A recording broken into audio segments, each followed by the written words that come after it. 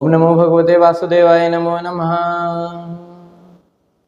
आज दूसरा अध्याय पंचम स्कंद, जिसमें जो प्रियव्रत थे उनका एक पुत्र आग्नेत्र, जिसको उन्होंने जम्बूद्वीप संभालने के लिए दिया था। तो जम्बूद्वीप के अधिपति आग्नेत्र का चरित्र इस अध्याय में वर्णन किया जाएगा। आग्नेत्र ने जम्बूद्वीप बहुत ही अच्छे से संभाला हुआ था। उसके राज्य का पालन अपने ही नियमों के अनुसार किया हुआ था, जो कि बिल्कुल सही चल रहा था। लेकिन एक बार क्या हुआ कि उन्हें पुत्र की प्राप्ति की इच्छा हुई, तो वह चाहते थे कि उन्हें एक सुपुत्र प्राप्त हो। तो उसकी प्राप्ति के लिए वह अपना पूजा की सामग्री जुटाते हैं और मंदराचल पर्वत के पास जाकर एक घाटी में वहीं आश्रम बना लेते हैं। और उसके पास बड़ा ही सुंदर एक उपवन होता है। उस वन में बड़े सुंदर पेड़ पौधे और बहुत ही सुंदर सुंदर जानवर, जो कि अपनी गुंजार से कानों को बहुत ही मधुर ध्वनि पहुंचाते हैं, उस जगह पर जाकर वह बैठ गए। ब्रह्मा जी ने देखा कि यह मेरी पूजा कर रहे हैं और यह जो चाहते हैं वह जान गए। तो उनके जानते ही उन्होंने क्या किया कि जो उनकी गायिका थी, एक अप्सरा थी उनके वहाँ पर ब्रह्मा जी के पास, तो उस गायिका का नाम था पूर्वचिति। तो उसको वहाँ पर भेज दिया कि तुम उसके पास जाओ। तो यह पूर्वचिति नाम की जो कन्या होती है, यह वहाँ पर जाती है। तो यह पहले तो कोशिश करती है संकेत पहुँचाने की कि यह जो तपस्या में चले गए हैं, यह अपनी आंखें खोलकर मुझे देखें। तो वह कभी इधर से उधर डोलती, कभी उधर से इधर डोलती। और एक अप्सरा, वो भी ब्रह्मा जी के यहाँ की, सुंदर तो बहुत होगी ही, और अपने नुपुर की छनकार से वह उनकी आंखें खोलने का प्रयत्न करती है और वह सफल भी हो जाती है। जो उसकी नुपुरों की झनकार होती है वह उनके मन तक पहुंच जाती है और वह थोड़ी सी आँख खोलकर देख लेते हैं कि यह है कौन। तो वह देखते हैं जैसे ही, अब वो देखा तो देखा क्या, अप्सरा क्या, वह तो भगवान को देख लिया ऐसा मान के बावरे हो जाते हैं।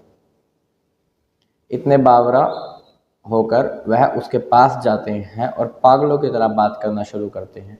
मतलब ऐसी ऐसी बातें जो कि एक स्त्री के साथ उसको रिझाने के लिए की जाती हैं। तो वह उसके ऊपर रीझ गए हैं, यूँ लगा लीजिए। अब वह कन्या, वह अप्सरा, वह इतनी सुंदर, उसकी अब वह शरीर का वर्णन शुरू कर देते हैं कि आपके पास ऐसे ऐसे दो धनुष हैं, जो धनुष के पास बाण नहीं है, और यदि आपके ये कमल के रूपी बाण हैं तो आपका सामना करने वाला इधर है कौन? आप किन के लिए ये बाण लेके घूम रही हो? आप हो कौन? आप किसकी कन्या हो? आपके यहाँ आने का कारण क्या है? ये जो आपके नुपुरों की झनकार है, इससे मैं रीझ गया हूँ। मेरा मन आप पर आ गया है, मैं आपको पसंद करने लगा हूँ। आपकी आँखें इस प्रकार की हैं, आपके होठ, आपकी नाक, आपके कान, आपके पाँव, आपका सुकोमल शरीर मुझे बड़ा ही पसंद आया है। चाहे आप हो, आपकी सखियाँ हो, मैं चाहता हूँ कि आप मेरे पास रुको, आप मेरे साथ रहो। हम दोनों साथ में यहाँ पर जम्बूद्वीप में कुछ वर्ष बिताएं। मैं जम्बूद्वीप का अधिपति हूँ, राजा हूँ, तो मुझ राजा के साथ तुम रहो। वह उसकी बड़ी तारीफ़ करता है, शरीर की तारीफ़ करता है, और वह सुंदरी भी इसी कारण से आई है ब्रह्मा जी के कहने पर, लेकिन वह उसको तो नहीं बताती। आग्नेत्र समझ जाते हैं कि यह, मेरे को पता है, ब्रह्मा जी की ही कृपा है जो उन्होंने इस कन्या को यहाँ पर भेजा है। फिर वह उसके साथ बहुत से वर्ष बिताते हैं जम्बूद्वीप पर, और फिर उनके 9 पुत्र भी होते हैं। एक वर्ष पे एक पुत्र, ऐसे ही एक के क्रम पे एक, यानी 9 वर्ष में उनके 9 पुत्र होते हैं। फिर उन्हीं 9 पुत्रों को वह जम्बूद्वीप संभालने को देते हैं, और उन्हीं के नाम के आधार पर जम्बूद्वीप का विभाग होता है, खंडन होता है, और फिर वो 9 पुत्र उन्हीं अलग अलग विभागों को संभालते हैं। उनके पुत्रों के नाम सुनिए।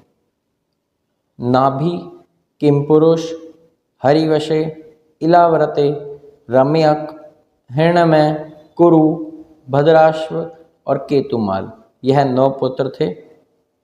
और उसके बाद पश्चात इन्होंने जिन जिन से विवाह किया वह थी मेरु की मेरु देवी, प्रतिरूपा, उग्रदृष्टि, लता, रम्या, श्यामा, नारी, भद्रा और देववीति। यह 9 कन्याओं के साथ इन्होंने फिर विवाह भी किया। इसके बाद विवाह के बाद पुत्र भी हो गए। अब जो मकसद था, जो उनको चाहिए था आग्नेत्र को, वह उनको प्राप्त हो गया। इसके बाद वह जो पूर्वचिति नाम की अप्सरा होती है, वह जो गायिका होती है, वह अपने स्थान ब्रह्मा जी के पास वापस चली जाती है।